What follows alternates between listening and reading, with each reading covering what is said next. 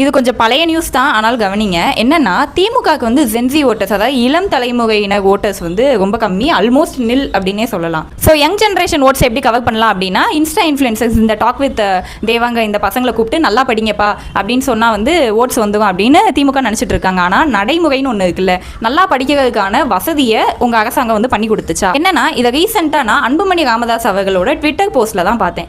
இந்த பசங்க 2 பேரும் நெல்லித்தோப்பு அரசு தொடக்கப்பள்ளியில் வந்து படிக்கிறாங்க.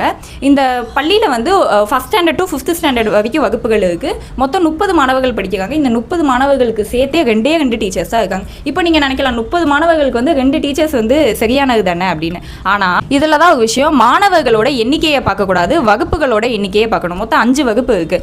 ஒரு டீச்சரால் ஒரு நேரத்தில் ஒரு வகுப்புக்கு தான் கிளாஸ் எடுக்க முடியும். இப்போ இந்த 2 டீச்சர்ஸில் ஒரு டீச்சர் வந்து ஃபஸ்ட் ஸ்டாண்டர்டுக்கு கிளாஸ் எடுக்காங்க, இன்னொரு டீச்சர் வந்து செகண்ட் ஸ்டாண்டர்டுக்கு கிளாஸ் எடுக்காங்கன்னு வச்சுக்கோங்க. அப்போ மிச்சம் 3 கிளாஸ், அதாவது 3rd 4th 5th இந்த பசங்க ஃபுல்லாக ஃப்ரீயாக தான் இருப்பாங்க. நேரம் ஃபுல்லாக வெட்டியாக போகும் அவங்களுக்கு.